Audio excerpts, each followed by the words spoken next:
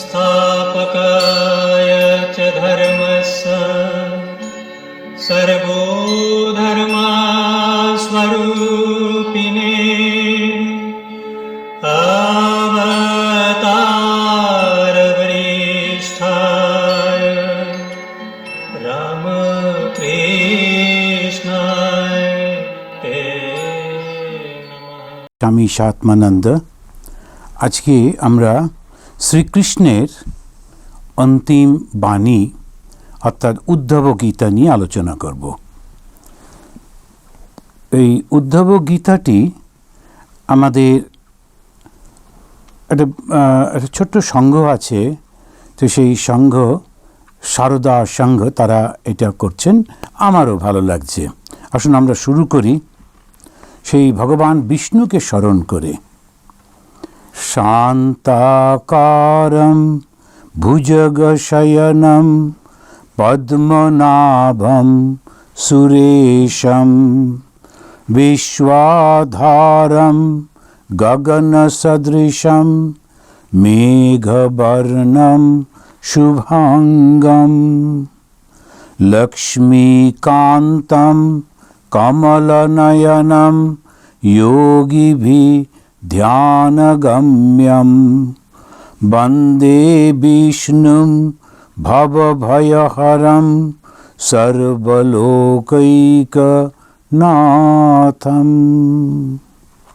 সমস্ত লোকের যিনি নাথ অর্থাৎ যিনি প্রভু, সেই ভগবান বিষ্ণু, তার হচ্ছে শান্তাকারম ভুজগ শয়নম। খুব সুন্দর করে বলছেন যে তিনি যোগী, তাই সাপের উপরে যেন শুয়ে আছেন।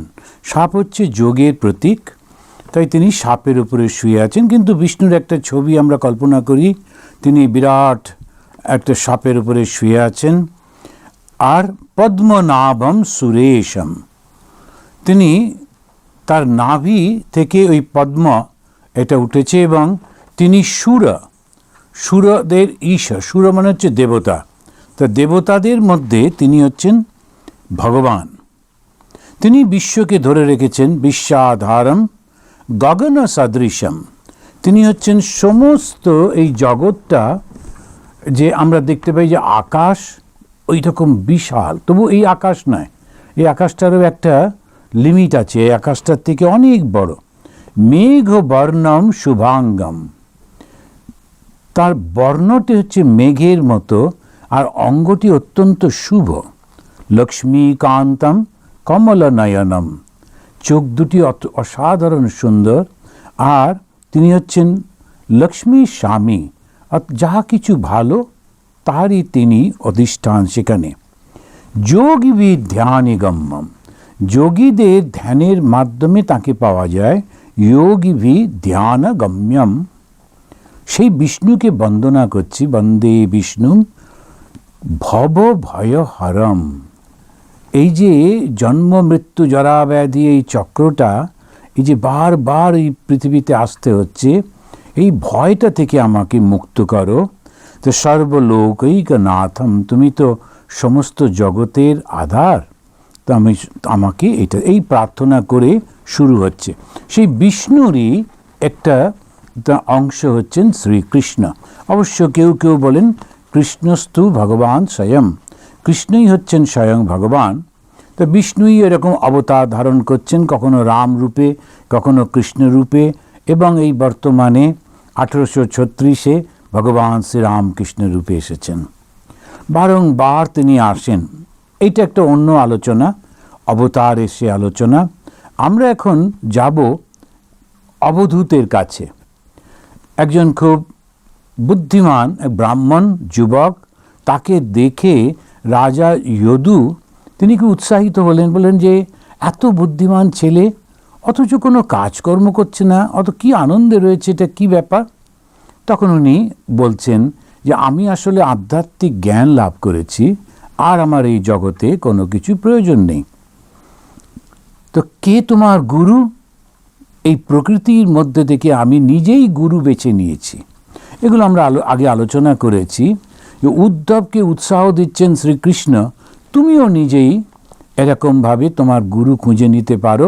কেন উদ্ধব কিছুতেই কৃষ্ণকে ছাড়বেন না, বসে আছেন, তো উৎসাহ দিচ্ছেন।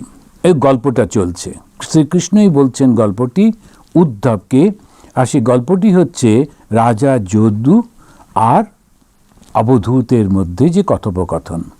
আমরা প্রথম সে অবধূতের যে 24টি গুরু, তার দুজনের সম্পর্কে এর আগের আলোচনাতে আমরা আলোচনা করেছি। তো এখন এইটাতে আমরা দেখব যে রাজা যদু আর যে অবধূত, তিনি যখন আলোচনা হচ্ছে 24টির মধ্যে পৃথিবী এবং বায়ু, এই দুটির আলোচনা হয়েছে। পৃথিবী কি? পৃথিবী হচ্ছে সহ্য ক্ষমতা। এই সহ্য ক্ষমতার মধ্যে আমরা লক্ষ্য করছি, উনি বলছেন, অবধূত বলছেন যে পৃথিবীর মধ্যে আপনি কি লক্ষ্য করেছেন পাহাড়কে? পাহাড়ে ওরা গাছ রয়েছে, সবুজ ঘাস রয়েছে, পাহাড়েতে নদী সৃষ্টি হচ্ছে। পাহাড় শুধু দেয়, কখনো মানুষের থেকে কিছু চায় না।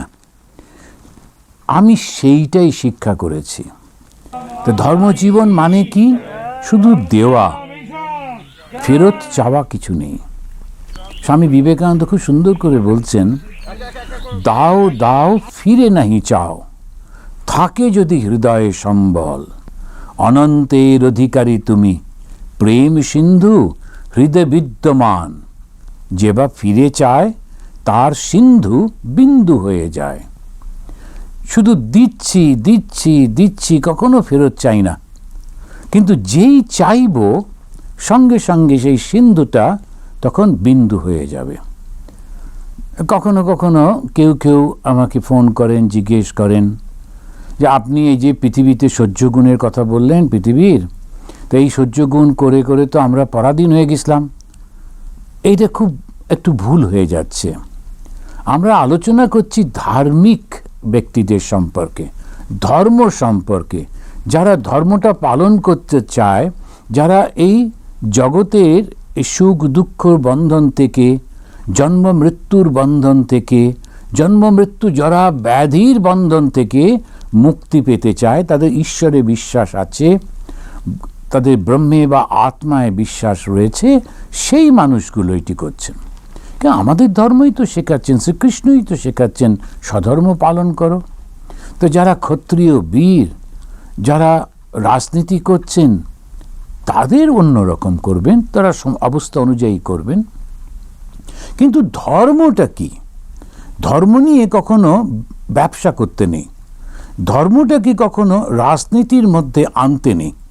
ধর্মটা একটা অসাধারণ জায়গা, যেখানে সব কিছু করবার পর যখন মানুষ ক্লান্ত হয়ে যায়, ওই তখন গিয়ে ওই মায়ের কোলে বসার মতো আরাম করে ধর্মের কোলে সে বসে। সেই ধর্মটা কি? শুধু ভালোবাসা, শুধু নিঃস্বার্থপরতা। কিন্তু ধর্মটাকে যখন আমরা ব্যবসা মতো বানিয়ে ফেলি, এখানে টাকা দাও নইলে তুমি নরকে যাবে, এইখানে এই করো, তোমাকে স্বর্গে পাঠিয়ে দেবো, ওইটা ধর্মের দোষ নয়, যে লোকটা করছে। সুতরাং ওই কেউ কেউ লেখেন, তা কেউ কেউ বলছেন না, ওটা বুঝতে হবে, নিজেরাই বুঝে পারবেন নিশ্চয়ই, যে আমরা যে আলোচনাটা করছি সেটা হচ্ছে ধর্মের উপরে। ধর্মটা কি? ধর্মটা হচ্ছে সহ্য সহ্য সহ্য, আর দাও, শুধু ফিরে তাকিও না। ধর্ম হচ্ছে ত্যাগ, ধর্ম শুধু দেওয়া। তা উনি বলছেন পৃথিবীর উপর দাঁড়িয়ে থাকা এই পর্বতটাকে দেখে আমি শিখেছি শুধু অন্যের কল্যাণ করতে হয়, কখনো তার থেকে কিছু ফেরত আশা করতে নেই। আমি ওকে অত কিছু করলাম, কিন্তু অত কিছু আমাকে রেকমেন্ড করলো না, কিছু বললো না, কিছু ফেরত দিল না, না, ওটাতে নয়। তো উনি বলছেন সেই দুটো। তাই পৃথিবীর থেকে আমরা শিখছি সহ্য, আর দ্বিতীয়ত পৃথিবীর ওপরে দাঁড়িয়ে থাকা ওই যে বিরাট পাহাড়টি, ও কত কি দেয়, কিন্তু কোনো কিছু ফেরত চায় না।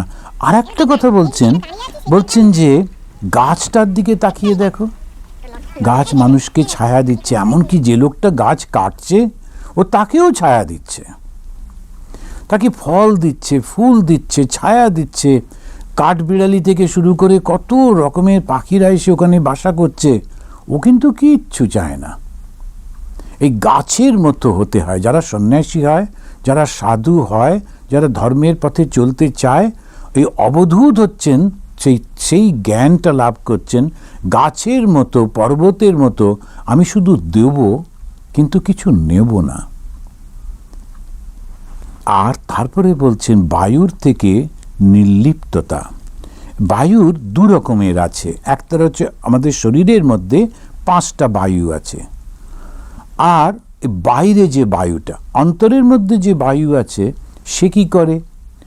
তখন উনি বলছেন যে একটা আছে যেটা আমাদের খাবারটাকে পরিপাক করে, বাস ওইটুকুই তার কাজ। ও কিন্তু ভালো মন্দ সব কোনো কিছু বিচার করে না। তেমনিভাবে সন্ন্যাসী কী করবে, সাধু কী করবে, সৎ মানুষ কী করবে? ও শুধু ওইটুকুই নেবে, আর কোনো কিছু না। তা অন্ন যে গ্রহণ করি সেটা ভোগের জন্যে না, শুধু বাঁচার জন্যে, শরীরটাকে রাখার জন্যে এই অন্ন গ্রহণ করা। তো এরকমভাবে ইনি শিক্ষাটা নিচ্ছেন। শুধু ভাবলে অবাক লাগে, প্রত্যেকটি জিনিসের থেকে কীরকম অসাধারণ শিক্ষা গ্রহণ করছেন এবং তাকে গুরু হিসেবে মানছেন। তা বায়ুর হচ্ছে নির্লিপ্ততা। বাইরে যে বায়ুটা, সে যখন যায়, কখনো ফুলের বাগানের উপর দিয়ে যাচ্ছে, কি সুন্দর গন্ধ, ওই গন্ধটা কেউ কেউ যখন পেল ওই বায়ুটা, সে খুব খুশি, কি ভালো গন্ধ। আবার একটা পচা জায়গার উপর দিয়ে যাচ্ছে, পচা গন্ধ, লোকগুলো খুব বিরক্ত। বায়ুর কিন্তু কিছু নেই, হাওয়া সে বয়ে চলেছে। তো সাধুর জীবনটাও ঠিক তাই হবে। ভালো লোকের সঙ্গে মিশছে, খারাপ লোকের সঙ্গে মিশছে, কিন্তু কোনো কিছু দিয়ে সে অ্যাফেক্টেড হচ্ছে না, সে নিজের মতো চলেছে। তা এই শিক্ষাগুলো আমরা যে পাচ্ছি না, আমি যখন আমরা শুরু করি জীবন, ধর্মের জীবন, তখন একটু সাবধান থাকতে হয়। কিন্তু যখন প্রতিষ্ঠা হয়ে যায়, তখন সবাইকে নিয়ে চলা যায়। এই শিক্ষাটা অবধূত বলছেন যে আমি পেয়েছি এই পৃথিবী আর বায়ু থেকে। তো এইটার পরে তৃতীয় গুরুর কথা বলছেন। সে গুরু হচ্ছে আকাশ। তৃতীয় গুরু কি বলছেন? অন্তর্হিতশ্চ স্থির জঙ্গমেষু ব্রহ্মাত্ম ভাবেন সমন্বয়েন ব্যাপ্ত অব্যবচ্ছেদম অসঙ্গ আত্মনো মুনি নভস্তম বিততস্য ভাবয়েত। এটা হচ্ছে ভাগবতের 11 স্কন্ধ 6ষ্ঠ অধ্যায়ের 42তম যে শ্লোকটি। এটা একটা আলাদা করে বই উদ্বোধন থেকে প্রকাশিত, আপনাদের প্রথমে বলেছিলাম, দেখিয়েছিলাম। সেইটা হচ্ছে উদ্ধব গীতা। যারা আপনারা এই উদ্ধব গীতাটা পড়তে চান, পুরো ভাগবত কিনতে হবে না, শুধু উদ্ধব গীতা আলাদা করে ওই আমাদের উদ্বোধন যে বাগবাজারে রামকৃষ্ণ মিশনের বাংলা প্রকাশনা দপ্তর, সেইটা থেকে আপনারা পাবেন। এনে মুনি অনুভব করছেন, মুনি ভাবয়েত। কি অনুভব করছেন?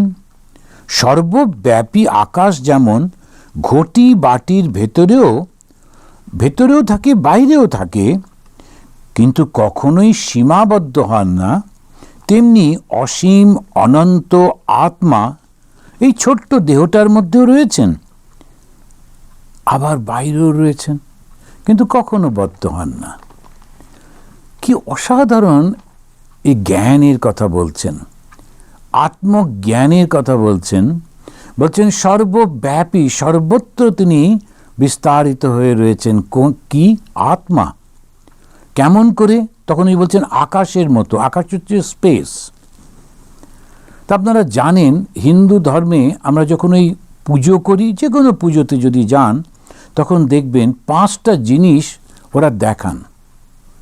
তো অনেক সময় বোঝেন, জানেন, আর অনেক সময় না বুঝেই সংস্কারবশত অভ্যাসে, এইটাই আমাদের নিয়ম, হিন্দুরা এরকমই করে, এরমভাবে করেন। কি কি জিনিস? প্রথমে আগুন দেখান, একটা পঞ্চপ্রদীপ হোক, কিংবা কর্পূর হোক, কিংবা যদি দক্ষিণেশ্বর বা যখন মা কালীর মন্দিরে গেলে বড় একটা আগুন সেই দেখায়, মশালের মতো। কিন্তু ওই আগুনটা, তারপরেতেই একটা জল দেখান, তো শাঁখের মধ্যে জল, শাঁখটাও জলেতেই জন্মায়, আর ওর মধ্যে জল থেকে একটু জল দেখান। তারপরে একটা কাপড় নিয়ে এমনি করে করে দেখান। সেই কাপড়টা দেখবেন এই হাতে ছোট্ট একটা টুকরো কাপড় নিয়ে এমনি করে দেখাচ্ছেন খুব সুন্দর করে। তারপরে একটা ফুল দেখান, আর তারপরে চামর করেন। এই 5টা, শীতি, আপ, তেজ, মরুত, ভৌম, পঞ্চমহাভূত। হিন্দুরা খুব ইউনিক। যদি পরের বার আবার জন্মাবার একেবারে ইচ্ছা নেই, কিন্তু যদি জন্মাতে হয় তো যেন হিন্দু হয়ে জন্মায়, হিন্দু বেশ ভালো শাস্ত্রজ্ঞর পরিবারে। এই যে হিন্দুরা ওটা কিভাবে বলছেন যে 5টা জিনিস দিয়ে সব কিছু তৈরি হয়। শীতি, অপ, তেজ, মরুত, ভৌম। শীতি মানে মাটি। তো মাটির একটা কিভাবে সিম্বল, কেমনভাবে দেখাবো, এক মুঠো মাটি নিয়ে তো আর ভগবানকে দেখানো যায় না, একটা অ্যাস্থেটিক সেন্সও থাকে। তখন সেইটা ওই ফুল দিয়ে দেখাচ্ছেন। তো ফুলটা খুব সুন্দর করে ধরে কেমনভাবে সেই পূজারীরা দেখান, খুব সুন্দর কেউ কেউ করেন, আর্টিস্টিক ওয়েতে করেন। অপ, ওই যে জলটা দেখাচ্ছেন শাঁখের মধ্যে। তেজ, ওই আগুনটা দেখাচ্ছেন, কখনো পঞ্চপ্রদীপ, কখনো একটা। মরুত হচ্ছে ওই যখন চামরটা করেন। আর ব্যোম হচ্ছে ছোট্ট কাপড়টা, একটা দেখবেন সাদা মতো কখনো অন্য কাপড় নিয়ে তখন ওই কাপড়টা দেখেন, ওইটা হচ্ছে ব্যোম মানে আকাশ। তা আকাশ হচ্ছে স্পেস, আকাশ সর্বব্যাপী, সব কিছুর মধ্যে রয়েছে আকাশ। ওই যে আমাদের ছোট ছোট ঘটি বাটি সব কিছু, ওর মধ্যেও আকাশ আছে, আর বাইরেতেও রয়েছে। সেইটা নিয়ে এই 5টা পঞ্চপ্রদীপ আমাদের যখন এটা শেষ করি, আপনাদের অনেকে হয়তো ভালো লাগবে, এই যে আমরা 5টা দিয়ে আমরা আরতি করি, কেন? ভগবানকে আর কী দেব, এই 5 দিয়েই তো তৈরি। এই পঞ্চভূতের এই শরীর, পঞ্চভূতের এই সব কিছু, যেমন অনেক সময় লোকেরা বলে এই পঞ্চভূতের শরীর পঞ্চভূতে মিলিয়ে গেল। পঞ্চভূতটা কি? এই শীতি, আপ, তেজ, মরুত অ্যান্ড ভৌম।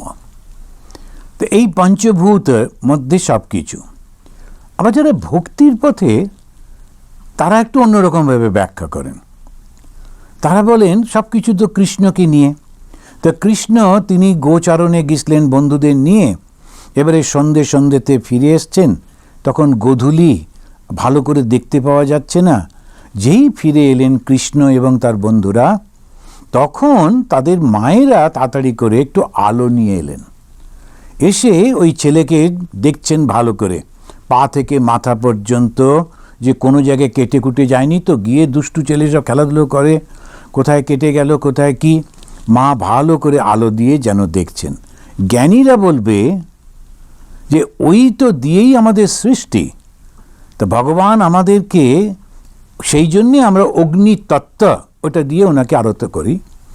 আর ভক্তি বলবে যে কৃষ্ণকে তার মা আলো দিয়ে ভালো করে দেখে নিলেন, তারপরে জল দিয়ে স্নান করিয়ে দিলেন, গাটা ভালো করে মুছিয়ে দিলেন, সুন্দর করে ধুয়ে টুয়ে দিচ্ছেন, মাটি কাদা লেগেছে। আর এরা বলবে, জ্ঞানীরা বলবে ওটা হচ্ছে জলতত্ত্ব। ঠিক তেমনিভাবে এরপরে ওরা কি করলো, এই যেটা দিয়ে আকাশ দেখানো হয়, জ্ঞানীরা বলছে আকাশ তত্ত্ব, এরা বলবে ভালো করে গাটা মুছিয়ে দিলেন মা, তারপরে ফুল দিয়ে ভালো করে সাজিয়ে দিলেন, আর তারপরেতে হাওয়া দিয়ে ওকে একটু তৃপ্ত করে দিলেন, খুব ফ্রেশ হয়ে গেল। এবারে বললেন যাও, ওই বাবা কাকা ওরা সব বসে আছেন বাইরের ঘরে, ওদের কাছে গিয়ে বসো। এই যে একটা সুন্দর একটা পারিবারিক চিত্র। তা এই যে আরতি করি আমরা 5টা দিয়ে, ওই 5টা, তার থেকে আকাশটাকে নিয়েছেন, নিয়ে তখন অবধূত বলছেন, আমি আকাশের কাছ থেকে কি শিখলাম জানো? আমি শিখলাম আত্মা সর্বব্যাপী।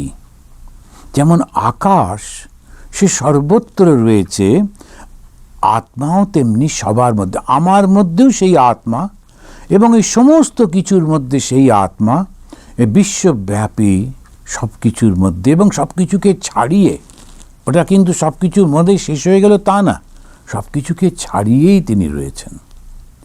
শ্রী শ্রী মা তিনি ছোট ছোট করে বলতেন তো, তিনি একজনকে বললেন যে যেদিন তোমার জ্ঞান হবে সেদিন দেখবে যে আত্মা আমার মধ্যে রয়েছেন, ওই ডুলে বাগদির মধ্যেও সেই রয়েছেন। খুবই নিচু জাতের যাদেরকে তুমি মনে করছো তাদের মধ্যেও সেই আত্মাই রয়েছেন এবং আমার মধ্যেও সেই তিনিই রয়েছেন। এই জ্ঞানটি লাভ করছে অবধূত বলছেন, ওই জন্য আমি আকাশকেও আমার গুরু হিসেবে আমি নিয়েছি। এই আকাশই হচ্ছেন সেই ব্রহ্ম, সেই পরমাত্মা যিনি সর্বব্যাপী। বিততস্য মানে সর্বব্যাপী। আকাশের মতো, নভস্তম আকাশের মতো কে অনুভব করবে? মুনি ভাবয়েত, ভাবনা ভাবয়েত, মুনি এটাকে ভাববেন। মুনি মানে যিনি মননশীল, যিনি বিচারশীল, যিনি জ্ঞানী হতে চান। তো এই দেহের মধ্যে থাকলেও, স্থাবর জঙ্গম পদার্থের মধ্যে থাকলেও আত্মা সর্বব্যাপী। আমি আকাশের থেকে এটা শিখেছি, তাই আমি আকাশকে গুরু করেছি। এবারে চতুর্থ গুরু হচ্ছেন জল। এই চতুর্থ গুরুতে স্বচ্ছ প্রকৃতিত স্নিগ্ধ মাধুর্য তীর্থভূ নৃণাম মুনি পুনাতি অপাম মিত্রম ঈক্ষা উপস্পর্শ কীর্তনৈ। এটাও ওই 44 ভার্সে রয়েছে। সেখানে উনি বলছেন যে স্বচ্ছ মানে নির্মল, প্রকৃততা, প্রকৃত মানে তার স্বভাবটাই হচ্ছে নির্মল, আর কি স্নিগ্ধ স্নেহশীল, মাধুর্য তীর্থভূ নৃণাম মধুরভাষী পবিত্র মানুষ। ছিনিকে মুনি পুনাতি অপাম মিত্রম, পবিত্র জলের মতো তিনি ঈক্ষা স্পর্শ কীর্তনেই, সৃষ্টি স্পর্শ আর কথাতে সবাইকে পবিত্র করে দেন। এবারে উনি জলের একটা উদাহরণ দিয়ে সাধুর জীবনের গুণটা বলছেন, খুবই সুন্দর করে বললেন। সাধুকে এই যিনি অন্যকে পবিত্র করে দেন। সাধুর কাছে গেলে কি হয়? সে পবিত্র হয়ে যায়, মানুষটা পবিত্র হয়ে যায়। আর তা যদি না হয় তাহলে কেমন সাধু? সে মানুষটা কি করে সাধু হবে? তো আমাদের সাধু বাণী হচ্ছে সে আমার নানা রকম ফেটটা বলতে পারবে, আমার কপালে কি আছে সেই সবগুলো বলতে পারবে, তারপরে এই দেবে সেই দেবে, নানা রকম আমাদের ধারণা থাকে সাধু সম্পর্কে। কিন্তু সাধু মানে একটা খুব ভালো মানুষ, খুব সুন্দর মানুষ, তার মধ্যে কোনো রকম কামনা বাসনা নেই, আমি তুমি বোধ নেই, ফলে সে সবাইকেই ভালোবাসে আর তাকেও সবাই খুব ভালোবাসে। এই হচ্ছে সাধু। সেই উদাহরণটা তিনি বলছেন, এইটা আমি শিখলাম কার কাছে জানো? ওই জলের কাছ থেকে। জল কি করে? তখন যেই যাচ্ছে জলের মধ্যে গিয়ে তো ডুব দিল, স্নান করলো, মাথায় ঢাললো, জল তাকে স্নিগ্ধ করে দেয়। জলের স্পর্শে সেই প্রাণীটা স্নিগ্ধ হয়ে যায় আর পবিত্র বোধ করে। ধুলো কাদা মেখে এসেছে, সেই জন্য সে পবিত্র হয়। যদি খেয়াল করে দেখেন, প্রত্যেকটা ধর্মে এই জলটাকে খুব গুরুত্ব দেওয়া হয়েছে। হিন্দু ধর্মে তো আছেই আছে, একদম আমাদের 7টা নদী, তার মধ্যে গঙ্গা হচ্ছেন সব থেকে প্রথম। তাই কোনো কিছু করতে হলে আমরা প্রথমে গঙ্গা জল ছিটিয়ে নিই। ঠাকুর খুব ভালোবাসতেন এবং শ্রদ্ধা করতেন গঙ্গাকে। মা তো খুবই, বেলুড় মঠের মায়ের মন্দিরটা উল্টো করে বসানো, ওই দরজাটা গঙ্গার দিকে খোলা, দেখতে হলে ঘুরে গিয়ে দেখতে হয়। স্বামীজি বা রাজা মহারাজের যে মন্দিরগুলো, সেগুলো রাস্তার দিকে মুখ করা, গঙ্গার দিকে পেছন। কিন্তু না, মায়েরটা ঠিক উল্টো। মা ভীষণ গঙ্গা ভালোবাসতেন। গঙ্গা দর্শনে, গঙ্গা স্পর্শে, গঙ্গা কীর্তনে পবিত্র। কেন? গঙ্গার সঙ্গে প্রচুর নানান কাহিনী, একেবারে শিব বিষ্ণু সবার কাহিনী জড়িত রয়েছে। সেই জন্যে ওই গঙ্গাটাকে স্মরণ করলেই পবিত্র হওয়া যায়। হিন্দুদের তো গঙ্গা রয়েছে, আর তার সঙ্গে আমরা 7টা নদীকেই একসঙ্গে বলি। আর মুসলিমদের আছে জমজম বলে একটা কুয়োর জল। সেটা ওর নাম হচ্ছে জমজম। খ্রিস্টানদেরও রয়েছে, সেখানে জর্ডন নদীর জলে ওদের ব্যাপটাইজ করা হয়, খ্রিস্টান করা হয়, সবসময় জলের। কেন জলটা?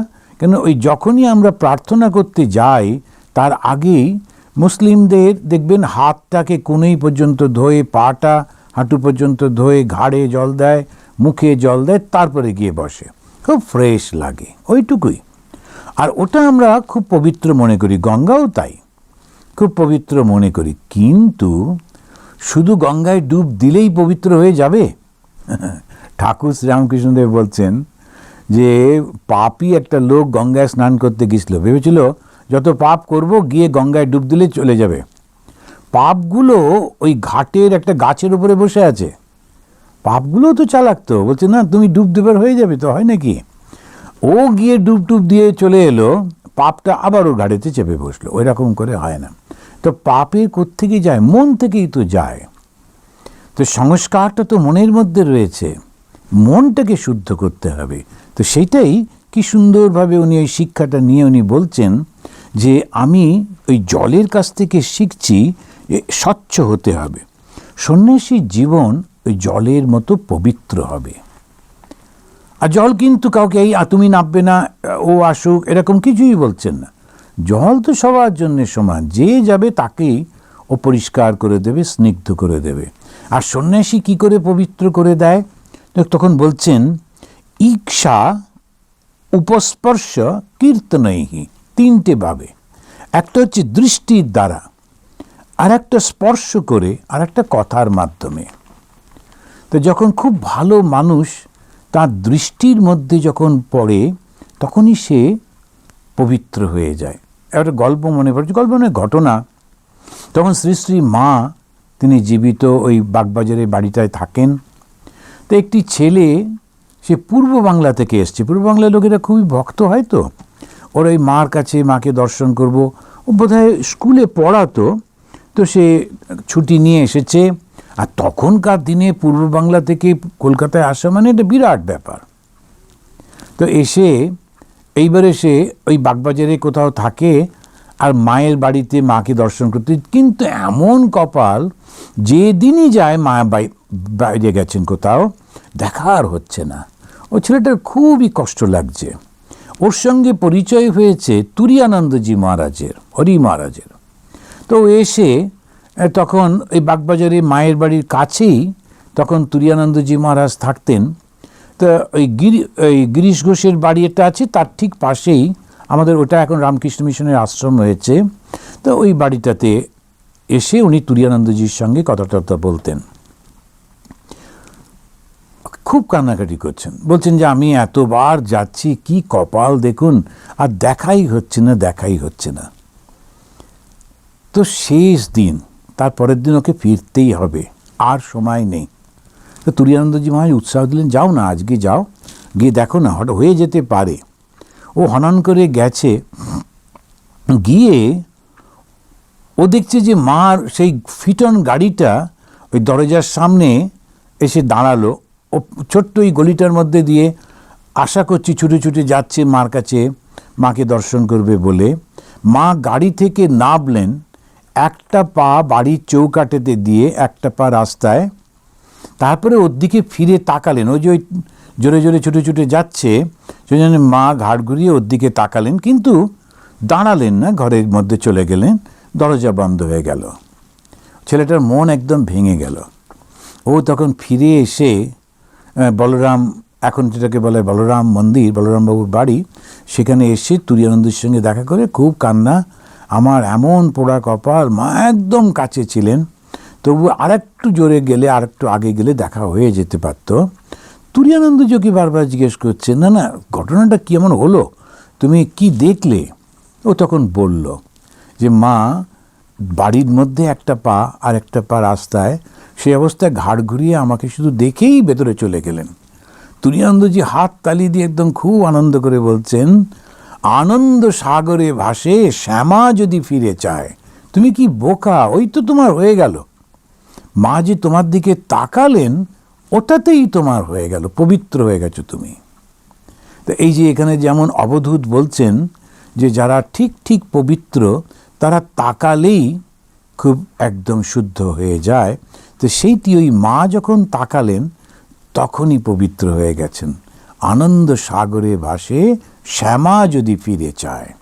ওই মন্দির টন্দিরে গেলে, মা কালী যে দক্ষিণেশ্বরের মন্দিরে গেলে দূরে ভিড়ের মধ্যে দেখা যাচ্ছে না, খুব প্রার্থনা করতে, মা একবার আমাকে দেখো, আমার দিকে তাকাও, আমার দিকে তাকাও করতে করতে ঠিক একবার না একবার মায়ের চোখ দুটির সঙ্গে আপনার দেখা হয়ে যাবেই।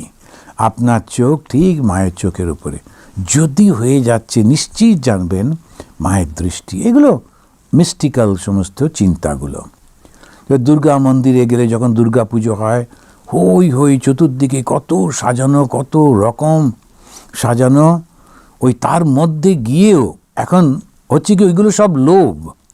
চতুর্দিকে এখানে এই লাইটটা হচ্ছে, ওখানে ওই রকম চলছে, এইখানে সেই নানান মূর্তি, মানুষ ওইগুলোই ছুটে ছুটে যায়, গিয়ে সেলফি তুলছে, ফটো তুলছে, মা দুর্গার দিকেই দেখে না। খুব মুশকিল। এখানে তো এদেশে তো আবার আরও আর এক কাটি, মা দুর্গাকে পেছনে রেখে সেলফি তুলছে, আর একটু ঘুরে দাঁড়াও, মাকে দেখো, কিন্তু কেউ শোনে না। এখন আসলে যারা ভক্ত তাদের কি করতে হয় জানেন, ওই সব কিছু পরে দেখব, প্রথমে গিয়ে মায়ের সামনে দাঁড়িয়ে মার ওই সুন্দর দুটো চোখ ওই দিকে তাকিয়ে থাকতে হয়, আর খুব বলতে হয়, মা আমার দিকে একবার দেখো, আমার দিকে দেখো। ওই দৃষ্টি মাত্রই শুদ্ধ হয়ে যাচ্ছেন। তা সাধু যিনি, সত্যিকারের যিনি সাধু, তিনি একবার দৃষ্টি দিয়েই, কখনো কখনো স্পর্শ দিয়ে পবিত্র করে দেন। ভগবান শ্রীরামকৃষ্ণের যে যখন 1 জানুয়ারিতে, 1 জানুয়ারিতে কাশীপুরে যেটা হলো, যারাই তাকে স্পর্শ করলেন তাদের সমস্ত বাসনা পূরণ হয়ে গেল। কেউ কেউ এত পবিত্র হয়ে গেলেন তাদের আত্মদর্শন পর্যন্ত হয়ে গেল, ইষ্ট দর্শন হয়ে গেল। এখন এই যে পবিত্রতা স্পর্শ মাত্র হয়ে যাচ্ছে, অল্প বয়সী যখন সেই যুবক নরেন বিশ্বাস করছে না সর্বব্যাপী চৈতন্য সেই ব্রহ্ম, এসে হাসাহাসি করছে যে ঘটিটা বাটিটাও ঈশ্বর। ঠাকুর বলেছিলেন, আমি দেখলুম যে মা কালী, তারপরে এই চৌকাঠ, ওই রতির মা, এই বেড়ালটা, কোষা কুশি সব চৈতন্যে জোরে রয়েছে। নরেন এসে হাসছেন, বলছেন যে হাঁড়িটা কুড়িটাও, বাটিটা ঘটিটাও সমস্ত। ঠাকুর এসে স্পর্শ করলেন, ওই স্পর্শ মাত্রে সঙ্গে সঙ্গে জীবনের যেটা শ্রেষ্ঠ প্রাপ্তি, সেই ব্রহ্মজ্ঞান প্রাপ্তি হয়েছিল, একত্বের দর্শন এই নরেন্দ্রের হয়েছিল। তা ঠিক ঠিক যারা সাধু হন, তা আপনারা লক্ষ্য করবেন যারা বৈষ্ণব, ওরা যখন প্রণাম করেন, এগুলো খুব সুন্দর ওরা শিখেছেন, ওরা কিন্তু দুম করে এসে প্রণাম করেন না। ওরা ওই যাকে প্রণাম করবেন তার দৃষ্টি আকর্ষণ করেন, করে বলেন, স্বামীজি আমি আপনাকে প্রণাম করছি। তারপরে প্রণাম করবার আগে ওই যাকে প্রণাম করছেন তার মুখটা দেখে নেন যে তার দৃষ্টিটা তার প্রতি আছে কি না, তারপরে প্রণাম করেন। অনেক সাধুরাও বুঝতে পারেন না, কেউ কেউ অল্প বয়সীরা, তারা ওই গল্প করছেন, অন্যদিকে তাকাচ্ছেন, উপায়ও থাকে না। বক্তৃতার পরে অনেক এসে প্রণাম করছেন চতুর্দিকে, এই মহারাজ ওই মহারাজ, তখন এদিক ওদিক এর সঙ্গে ওর সঙ্গে গল্প করছেন, লোকেরা এসে প্রণাম করছে। কিন্তু বৈষ্ণবরা ওই খুব চান যে যেন ওই দৃষ্টিটা পড়ে, তার দৃষ্টিতে স্পর্শে তখন শুদ্ধ হয়ে যায়। যাকে প্রণাম করছি, যে সাধুকে, তিনি যেন আমার দিকে তাকান। একবার ভূতেশানন্দজি মহারাজ, তখন তো প্রেসিডেন্ট, আমি আন্দামানে ছিলাম, ভূতেশানন্দজি মহারাজের কাছে আমরা যখন ব্রহ্মচারী তখনই যেতাম, উনি তখন ভাইস প্রেসিডেন্ট, আমরা অদ্বৈত আশ্রম থেকে ব্রহ্মচারী আমরা সব যেতাম মহারাজের কাছে গল্প করবার জন্যে। শনিবার দিন, শনি আর রবি অদ্বৈত আশ্রম বন্ধ থাকে, তো আমরা গিয়ে কেউ কেউ বেলুর মঠে যেত, আমরা কেউ কেউ মহারাজের কাছে যেতাম, ভূতেশানন্দজি ওই ইয়েতে। ওখানে গিয়ে মহারাজের কাছে বসে গল্প টল্প করতাম। তারপরে অনেক দিন হয়ে গেল, আমাকে মহান্ত করে পাঠালো আন্দামানে, আন্দামান থেকে এসছি। তো মহারাজের সঙ্গে দেখছি, মহারাজ তখন বেলুর মঠের প্রেসিডেন্ট, ছুঁতে দেয় না, দূর থেকে যেতে হাত। আমার খুব ইচ্ছা মহারাজ যদি দেখেন, যদি চিনতে পারেন। তো মহারাজ তাকিয়ে আছেন, দেখছেন, তা আমার খুব ভালো লাগছে যে মহারাজ তাকাচ্ছেন, কিন্তু মনে মনে একটু মাঝে, মহারাজ কি চিনতে পারলেন? কাঁকুড়গাছিতে এত যেতাম, কথাটা তো হতো, অবশ্য তখন তো ব্রহ্মচারী, আর এত সাধুদের মধ্যে মনে রাখাও মুশকিল। কিন্তু ঠিক যখন বেরিয়ে যাব, যারা আগের প্রেসিডেন্ট মহারাজের কোয়ার্টারে গেছেন তারা বুঝতে পারবেন যে যখন বেরিয়ে চলে যাব ওপাশে ওই বড় ঘরটা ওপাশে দরজা দিয়ে উনি ওই আমাকে লক্ষ্য করছিলেন, যেই বেরিয়ে যাবার আগেই বলছেন, জানো তো ও না আমাকে আন্দামানে নিয়ে যাচ্ছে না। তো প্রেসিডেন্ট কিন্তু খুব মজা করে উনি বললেন যে জানো তো ও না আমাকে আন্দামানে নিয়ে যাচ্ছে না, আরও অনেককে নিয়ে গেছে। তা কমপ্লেন করছেন। তো আমার তখন খুবই ভালো হলো মহারাজ চিনতে পেরেছেন। এই যে মহাপুরুষের কৃপা দৃষ্টির মাধ্যমে দেহ মন শুদ্ধ হয়ে যায়, পবিত্র হয়ে যায়। আর যিনি করছেন যে সাধুরা, তাদেরও মনে মনে খুব প্রার্থনা করতে হয়, আমাদের মতো যেন সাধারণ। তো আমাদের কি করতে হয়? খুব প্রার্থনা করতে হয়। কেন? ওই পবিত্রতা আসে দৃষ্টির মধ্যে দিয়ে, স্পর্শের মধ্যে দিয়ে, আর কথার মধ্যে দিয়ে। কখনো নেগেটিভ কথা বলতে নেই, কখনো বলতে নেই যে তোমার দ্বারা হবে না বা তুমি পারবে না ইত্যাদি ইত্যাদি। অনেক দোষ ত্রুটি দেখলেও কখনো বলতে নেই, কেননা সাধু বাক্য তো, সেই জন্যে। আর কথার মধ্যে দিয়ে সবসময় উৎসাহ দিতে হয়, উৎসাহের মধ্যে দিয়ে শ্রী মা যেমন বলছেন, সেই কথার মধ্যে দিয়ে, ঠাকুরের কথা, মায়ের কথা, কোনটা কখন কার ভালো লাগে কোনো তো ঠিক নেই, কার মধ্যে কেমন হবে। তো এই একজন ভদ্রলোক চিঠি লিখেছেন, উনি দীক্ষা নিতে চান, একজন আমেরিকান। তা তিনি লাইব্রেরিতে গিয়ে, এই আমেরিকান লাইব্রেরি একটা আমাদেরই পাশের স্টেটে, তো সেখানে গিয়ে একটা শ্রী মায়ের বই পেয়েছেন, চটি বই লাইব্রেরিতে। আর সেইটা পড়ে উনি জানতে পেরেছেন রামকৃষ্ণ ভাবধারা ইত্যাদি। তো দীক্ষা নেবার জন্য যোগাযোগ করছেন ইত্যাদি। এখন কখন কার মাধ্যমে কি করে হয়, সেই জন্য ওই যে কথাগুলো তা খুব সুন্দর করে ঠাকুর মা স্বামীজির বইগুলো প্রত্যেকে বাড়িতে রাখা খুব ভালো। কখনো কেউ এলো, ছেলেমেয়েরা তারা খুব ব্যস্ত, কিন্তু কখনো একটা বই উল্টে দেখলো, একটা কথা হয়তো খুব ভালো লেগে গেল, কারণ ঠাকুরের কথা তো, মায়ের কথা। তো সেইভাবে তা উনি বলছেন আমি ওই জলকে গুরু করেছি। কেন? তো জল হচ্ছে ঠিক ঠিক সাধুর মতো, যে সন্ন্যাসী যে সে কখনো কোনো বিভেদ করে না, সন্ন্যাসী বিভেদ করতে পারে না। যারা বিভেদ করে, ও আমার নয়, এ আমার, ও সন্ন্যাসী না, ও ধার্মিক না। অন্য রকম লোক হতে পারে, সামাজিক হতে পারে, সে রাজনীতির লোক হতে পারে, অর্থনীতিবিদ হতে পারে, কিন্তু ধার্মিক যিনি সত্যি সত্যি, তিনি কখনো বিভেদ করবেন না, করা তার পক্ষে সম্ভব না। সেই কারণেতে তিনি সবাইকে, আর তিনি কি করেন, তার নিজের মনের মধ্যে ঈশ্বরকে ডেকে ডেকে ডেকে ডেকে তার যে একটা পবিত্রতা এসেছে, পবিত্রতা মানেই ভালোবাসা, পবিত্রতা মানেই নিঃস্বার্থপরতা, পবিত্রতা আর কোনো কিছু নেই।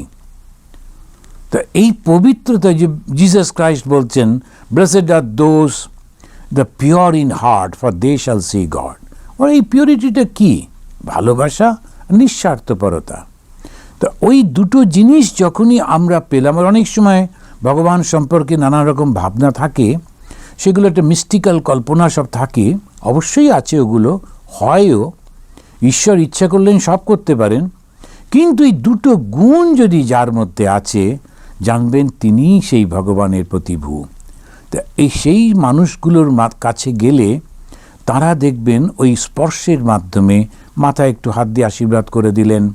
অনেকেই সেটা করেন, এরকমভাবে বলেন যে মহারাজ একটু, আমাদের একজন মহারাজ ছিলেন সবসময় মজা করতেন, তখন সে ওকে বলেছে যে মহারাজ একটু মাথায় হাত দিয়ে দিন।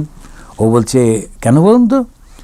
বলছে যে না, হাত দিলে আমাদের খুব উপকার হবে। বলে জানেন, আমার হাত দিয়ে যদি উপকার হতো তাহলে এই হাতটা আমার নিজের মাথাতে আমি সারাক্ষণ দিয়ে রাখতাম, আমার অনেক দরকার, হচ্ছে না। এরকম মজা করে করে বলেন টলেন।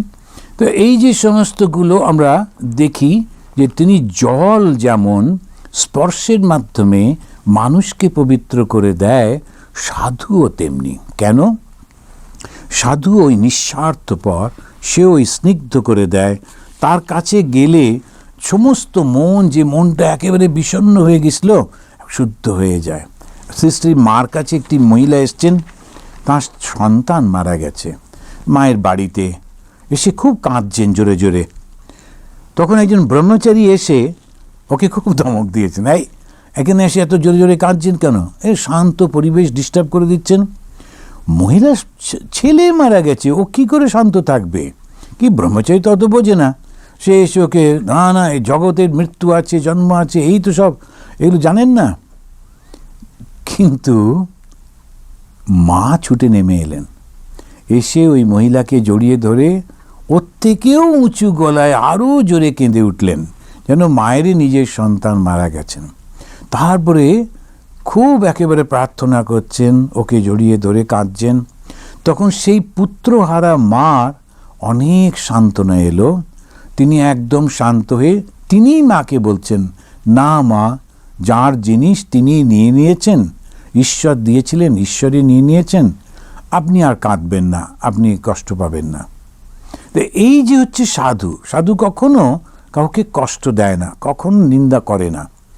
এই জিনিসগুলো যেমন যারা সাধু হতে আসেন আমাদের যেমন শেখা দরকার, যারা ধর্মের পথে অগ্রসর হতে চাইছেন তাদের জন্যই এই শিক্ষাগুলো। এরপরে অবধূত বলছেন তার পঞ্চম গুরুর কথা। এই পঞ্চম গুরু হচ্ছেন অগ্নি। আর অগ্নি কি করেন?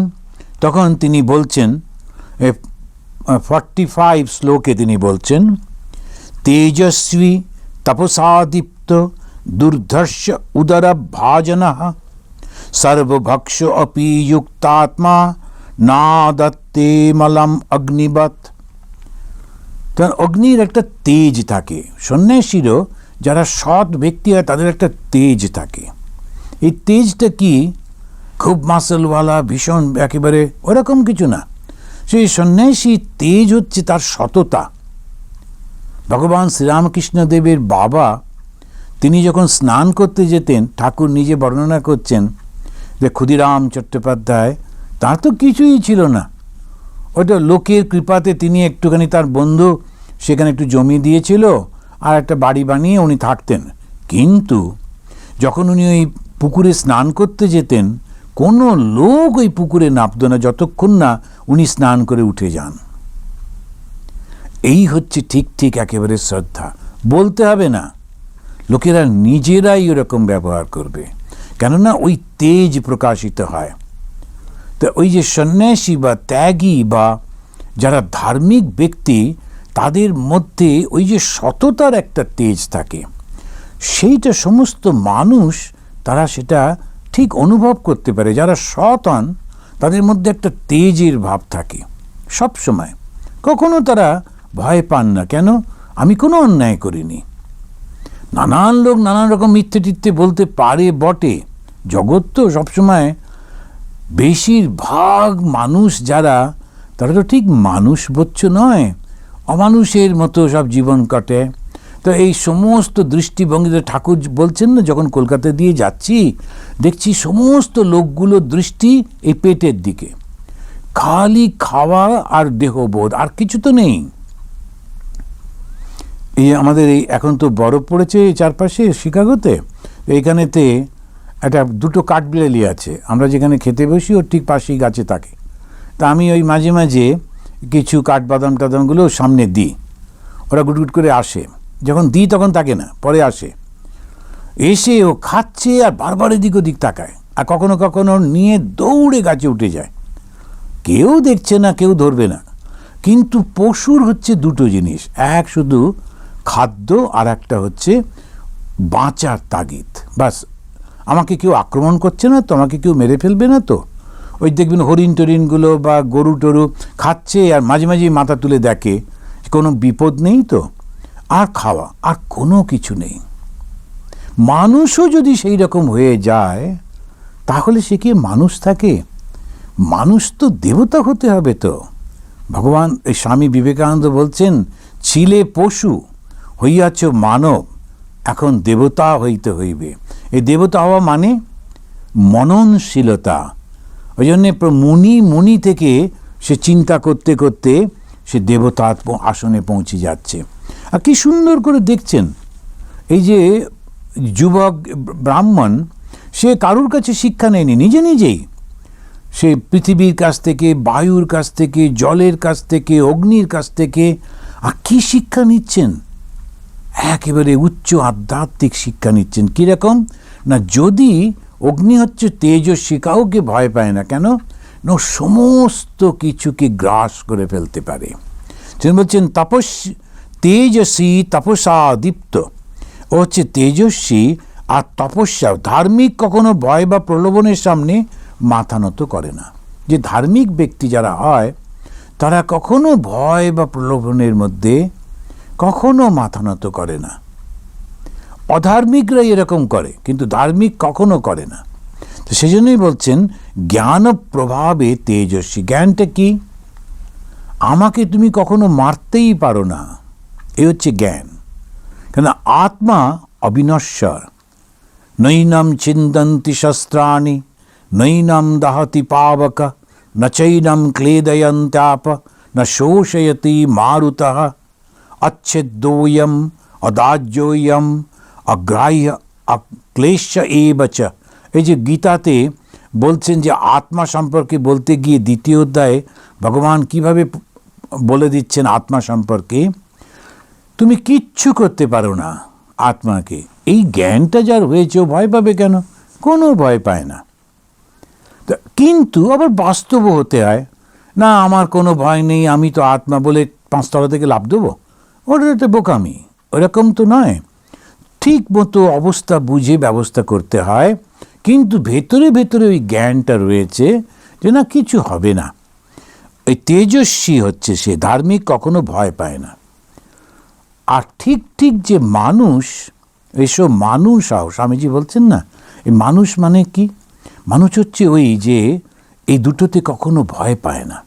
তো কখনোতে প্রলোভন আর মৃত্যু ভয় এর সামনে মাথা উঁচু করে দাঁড়ায়। ধার্মিক যে সদা সর্বদা ঈশ্বরের স্মরণ করে, সেই তপস্যার প্রভাবে সে উজ্জ্বল থাকে, অগ্নির মতো সর্বদা উজ্জ্বল থাকে, তপসা দীপ্ত।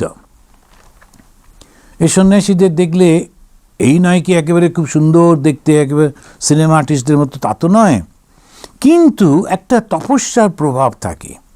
যারা সর্বদা ভগবানকে ডাকছে সুন্দর করে, তার সবসময় ওই সৎ চিন্তা করে চলেছে, কারুর কোনো ক্ষতি চিন্তা করছে না, তখন ধীরে ধীরে ধীরের মধ্যে ওই একটা প্রভাব আসে। তখন তাদেরকে দেখলেই ভালো লাগে। এমনি অ্যাপারেন্টলি সেরকম না, কিন্তু তথাপি ওদের দেখে মানুষ খুব পছন্দ করে, কেননা তপস্যার দ্বারা।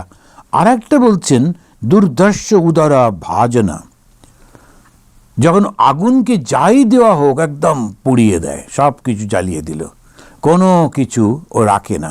তো সেই রকম সন্ন্যাসীরাও নিন্দা হোক মন্দ হোক যাই হোক না কেন, যারা ধার্মিক ব্যক্তি ওরা ওইটা নিয়ে ভেঙে পড়ে না। এ কটা লোক আমার নিন্দা করলো, কেন করবে, আমি তো এইটা করিনি, করে কেঁদে কেটে আর সবাইকে গিয়ে গিয়ে বলে বেড়ানো আমি না এটা করিনি, আমি না এটা। কিসের কি, কে নিন্দা করছে, কে কিছু, কোনো একদম পরোয়া করতে নেই। নিজে আমি সত্যের পথে রয়েছি, সত্যের পথে থাকবো। কটা লোক নিন্দা মন্দ করলো, যা করলো করলো, কিচ্ছু এসে যায় না। সেই জন্য লক্ষ্য করে দেখবেন অনেক সময় রামকৃষ্ণ মিশন সম্পর্কে নানান রকম লেখা টেখা বেরোয়। তো রামকৃষ্ণ মিশনে এই এখন তো হয়েছে 5 জন লোক মিলে একটা ওই টিভি এটা করে ফেললো। এটা ছোট্ট ঘর, তার মধ্যে টিভি বসিয়ে, এখন তো কিছুই না, ছোট ছোট বাচ্চাগুলোই করছে ওগুলো। বাস আমি হচ্ছে ওখানকার রিপোর্টার, গিয়ে এটা এগুলো নানান রকম সব করছে টচ্ছে। রামকৃষ্ণ মিশন চুপ করে থাকে, কিচ্ছু বলে না। কেন এই সমস্ত কে ওর নোংরার মধ্যে যাবে? অনেক কিছু লেখে টেকে কিচ্ছু বলতে যায় না। যে সত্য, সেই সত্যটাকে সেই ঠিক ধরে থাকে। ভক্তরা অবশ্য তারা প্রোটেস্ট করেন, কারণ তাদের ভালোবাসার জায়গা। তারা বলেন না, তোমরা এরকম কেন মিথ্যে বলবে? কিন্তু সাধুরা কখনো এর মধ্যে যেতে যান না। একেবারে স্বামীজির সম্পর্কে তখন ঈর্ষা, এই স্বামীজি নিজেই বলছেন, দাদা পোড়া ঈর্ষা একেবারে যায় না। তো এই ঈর্ষার জন্য স্বামীজি এত সফল হয়েছেন বলে সব নানান রকমের চিঠিপত্র দিত। স্বামীজিকে আমেরিকান বন্ধুরা বলছেন, আপনি কেন কিছু বলেন না? তখন স্বামীজি বলছেন, দেখো, হয় আমাকে প্রশংসা করতে হবে, নয় আমাকে নিন্দা করতে হবে। You cannot ignore me. মজা করে বলছেন, আমার এমন ব্যক্তিত্ব, তুমি আমাকে অস্বীকার করে থাকতে পারবে না, কোনো একটা কিছু তোমাকে করতে হবে আমাকে নিয়ে। কিন্তু পরোয়া করছেন না। কেন? ওই অগ্নির মতো তার সেই শিক্ষাটা নিয়েছেন অবধূত, যে যাই আসুক না কেন, অগ্নি যেমন ভালো কিছু পড়লো বা খারাপ কিছু পড়লো সবটাই নিয়ে নিচ্ছে এবং সেই সবটাকেই দহন করে দিচ্ছে, তেমনিভাবে যে সৎ লোক সেই রকম করে। এগুলো সব জ্ঞানের লক্ষণ। অগ্নি সমস্ত পুড়িয়ে দেন। আপনারা যদি লক্ষ্য করে দেখেন, এই কথামৃতে আছে যে নরেন্দ্রনাথের জন্যে ঠাকুর খাবার রেখে দিচ্ছেন। কেউ কেউ মিষ্টি দিয়ে গেছেন, অন্যদের বলছেন এই তোমরা খাবে না, ওটা আলাদা করে রাখো। নরেন এলে দিচ্ছেন। তখন লোকেরা ভাবছে যে বেশি পছন্দ করেন বলে হয়তো দিচ্ছে, কিন্তু তা নয়। যিনি দাতা, যিনি দেন, তার মধ্যে কেমন করে সে অর্থ রোজগার করেছেন। চুরি চামারি করে যদি সেই অর্থ রোজগার করেন, করে সেইটা দিয়ে মিষ্টি কিনে ভাবছেন যে আমার এই যে পাপের ভাগ যাদো সাধুরা খায়, ভালো লোকেরা খায়, করে সব দিয়ে যায়। অনেক সময় শ্রাদ্ধের অন্নটন্ন সব দেয় টায়, সাধুরা ওটা খান না, ঠাকুর বারণ করেছেন। এবং কিন্তু ঠাকুর স্বামীজিকে দিতেন, ওকে দিয়ে দে, কেন? ওর কিছু হবে না। জ্ঞানের প্রভাব, দেহবোধই নেই তো। স্বামী বিবেকানন্দের দেহবোধই ছিল না। যেমন গিরিশচন্দ্র ঘোষ আর নরেন্দ্রনাথ দুজনে মিলে ধ্যান করতে গেছেন এই তখনকার দিনে সেই দক্ষিণেশ্বরে, ঠাকুর তখন কাশীপুরে। এত মশা, গিরিশ ঘোষ 1 মিনিট বসতেই পারলেন না। তো বাবার এই মশার মধ্যে কি করে ধ্যান করব? উঠে এসে দেখছেন নরেন বসে আছে, সারা গায়ে মশা বসেছে, মনে হচ্ছে একটা কালো কম্বল দিয়ে ঢাকা রয়েছে, কিন্তু কোনো হুঁশ নেই, দেহবোধই ছিল না।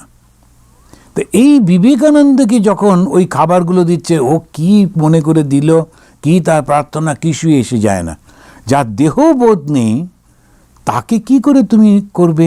কিন্তু অন্যদের যাদের দেহবোধ রয়েছে, অহংকার রয়েছে, তাদেরকে সাবধানে থাকতে হয়। এই সব মানুষগুলো কি দিচ্ছে, কি খাবার, সেটা ভগবানকে অর্পণ করে খেতে হয়, সবসময় ভগবানকে দিয়ে খেতে হয়। তা এই ঠাকুরের কাছ থেকে আমরা এটা দেখতে পাচ্ছি, আগুন এরকম। আমার মনে আছে একবার, তখন ওই সবে বেলুড় মঠে এসেছি, তো আমরা পিপিটিসিতে থাকতাম, প্রি প্রবেশনাল ট্রেনিং সেন্টার। খুবই খারাপ অবস্থা, সকালবেলায় 2টো পাউরুটি দিত, তো আমরা বলতাম ট্রান্সপারেন্ট পাউরুটি, কেননা ওই পাউরুটি পিসগুলো এত পাতলা, এই পাতা এরকম করে ধরলে উপাসটা দেখতে পেতাম, তো খুবই পাতলাগুলো। তো সেই 2টো পাউরুটি, তারপরে চা, খানিক সময় মুড়ি, এগুলো পাওয়া যেত। প্রচণ্ড খিদে পেত তখন, ওই 23-24 বছর বয়স, খুবই খিদে পেত। দুপুরবেলায় ভাত খেতাম বটে, কিন্তু সন্ধেবেলায় আবার খিদে পেয়ে যেত। প্রেয়ার করেই ঘুরঘুর করতাম, কিছু একটা খেতে পেলে, নইলে ধ্যান করব কি করে, খিদে পেয়েছে। একদিন দেখছি আমাদের পূজনীয় ভরত মহারাজ, তিনি ওই স্বামীজির আম গাছতলায় বসে, যারা বেলুড় মঠে গেছেন তারা বুঝতে পারবেন যে স্বামীজির আম গাছটা এখনও আছে। ওখানে একটা টেবিলেতে একটা বড় ঝুড়ি, সেখানে তালসার সন্দেশ আর সেটা দিচ্ছেন। সব ভক্তরা লাইন দিয়ে দাঁড়িয়ে, আর বেশি তো এমনিতে ইন্ডিয়াতে লাইটগুলো অতটা জোরালো নয়, আর তখন তো আরও বেশি ছিল না, টিম করছে। ভাবলাম বুঝতে পারবে না। আমি আর একজন ব্রহ্মচারী, 2 বন্ধু, আমরা বললাম চল গিয়ে দাঁড়িয়ে পড়ি। তো ছেলেদের একটা লাইন, মেয়েদের একটা লাইন, দাঁড়িয়ে পড়লাম। তো একটা পেয়ে গেলেই মোটামুটি আমাদের হয়ে যায়, বেশ গিয়ে ধ্যানে বসবো। কিন্তু ভরতমাজ ঠিক যেই গিয়ে ওনাকে প্রণাম করলাম, উনি তো পুরো সেন্টেন্স বলতেন না, এরকম করে তাকালেন বড় বড় চোখ, আর আঙুলটা দিয়ে বললেন মানে বেরিয়ে যাও, চলে যাও। তো মহা মুশকিল। আমি চলে গেলাম, গিয়ে একটু দূরে গিয়ে অপেক্ষা করছি, যদি আমার বন্ধুটা পেয়ে যায়, যা হোক শেয়ার করব। ওটা যেই টাচ করেছে, ওকেও বলছেন দূর করে দিলেন। তখন আমরা প্ল্যান করছি যে আর একবার ট্রাই করবো কি না। তখন ওখানে একজন মহারাজ ছিলেন, উনি আমাকে চিনতেন আগে থেকে। তো যখন আমি জয়েন করেছিলাম চেরাপুঞ্জি, তো শিলংয়ে ওই মহারাজের কাছে যেতাম। তো উনি প্রেমরূপানন্দজি, আর সত্যি খুব ভালোবাসতেন, নামটার সঙ্গে খুব মিল ছিল। তো প্রেমরূপানন্দজি দৌড়ে এসে আমাদের বলে, এখানে কি করছো? তো আমি, মহারাজ ওই ভালো ভালো সন্দেশগুলো তো আমাদের দেবে না কেন? বলছে ওটা ভক্তদের জন্যে, সাধু ব্রহ্মচারীরা ওটা খেতে নেই। আর অনেক ব্যাপার, তোমাদের পরে বলবো, এসো। নিয়ে গিয়ে খানিকটা ফল টল দিলেন, তারপর ওটা বুদ্ধি দিলেন, বললেন ওই দেখবে ওখানে পূজনীয় অনিল মহারাজ ওই বাতাসা দেয় সবাইকে, বাতাসা ভোগ। তা তোমরা কি করবে, গিয়ে মহারাজকে বলবে মহারাজ 5-6টা বাতাসা দিন, তো বাতাসাটা নিয়ে নেবে। তারপরে সকালবেলা টিফিনে যে মুড়ি দেয় ওটা একটু বেশি করে নিয়ে জমিয়ে রাখবে, আর ওই মুড়ি আর বাতাসা সন্ধেবেলায় খেয়ে তারপরে তখন দেখবে আর খিদে পাবে না, একটু বেশি করে জল খেয়ে ধ্যান করবে। তো সেই টেকনিকটা বুঝে গেছিলাম তখন, মুড়ি বাতাসা। অনিল মহারাজ একটু বেশি করে বাতাসা দিয়ে দিতেন, আমরা একটু বেশি করে মুড়ি টুড়ি, এসবগুলো না শিখতে পারলে, টিপসগুলো না থাকলে বেলুর মঠে থাকা খুব কঠিন। কিন্তু এখন অবশ্য মায়ের কৃপা একটু ভালো হয়েছে। তো এই যে কেন মহারাজ দিতেন না, ঠিক জানতেন যে এটা সাধু ব্রহ্মচারীদের জন্য নয়, ওই ভক্তদের দিয়ে দিতেন, অন্যদের দিয়ে দিতেন যারা পারবে। তো এখন এই যে আমরা দেখছি ওই অগ্নি, তো অগ্নি থেকে সব কিছু ভস্য করতে পারে। সবাই কি সব পারে? নরেন পারত। আর তারপরে বলছেন আগুন কখনো ছায়ের ঢাকায় চাপা থাকে, আর কখনো একদম জল জল করে। এই ছাইটা চাপা সাধুদের দেখলে বুঝতে পারা যায় না, হাসি ঠাট্টা করছে, গল্প করছে, মজা করছে, কিন্তু তিনি আবার ওই ধ্যানের গভীরে চলে যাচ্ছেন। তিনি আবার যখন প্রার্থনা করছেন, দু চোখে জলের ধারা, এরকম আমি দেখেছি। তো এইগুলো দেখে বুঝতে পারা যায় না, বাইরে এমনি হাসি গল্প, যেমন আগুনে ছাই চাপা থাকলে আগুনটাকে বুঝতে পারা যায় না, কিন্তু যেই তুমি ওর মধ্যে হাত দেবে হাত পুড়ে যাবে, এত গরম, জল জল করছে সেই আগুন। তো এইটা দেখে অবধূত শিখেছেন যে বাইরেটা অনেক সময় তারা ঢাকা দিয়ে রাখেন, গল্পগুজব করছেন, সব কিছু করছেন, কিন্তু আসলে ভেতরে সেই জ্ঞান জল জল করছে। অগ্নির থেকে অবধূত শিখেছেন যে বিভেদ করতে নেই। কেন? আগুন সে সবসময় কিন্তু সবাইকে নেয়, তেমনিভাবে যে ধার্মিক সে কখনো বিভেদ করবে না।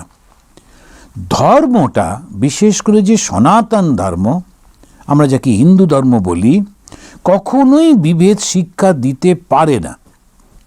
কেন? কেন বিভেদ শিক্ষা দিতে পারে না? কেননা আমাদের সৃষ্টিটাই বলছে, বেদ আমাদের বলছেন সৃষ্টিটা হচ্ছে এক এবং অদ্বিতীয় সে ব্রহ্ম থেকে, যিনি বিভিন্ন নাম বিভিন্ন রূপের মধ্যে দিয়ে ব্যক্ত হচ্ছেন। এই জগৎটা তিনি সৃষ্টি করেছেন তার মায়ার মধ্যে দিয়ে, এবং তিনি এবার ওর মধ্যে প্রবেশ করে নানাভাবে প্রকাশিত হচ্ছেন। হিন্দু কি করে অন্যকে নিন্দা করবে?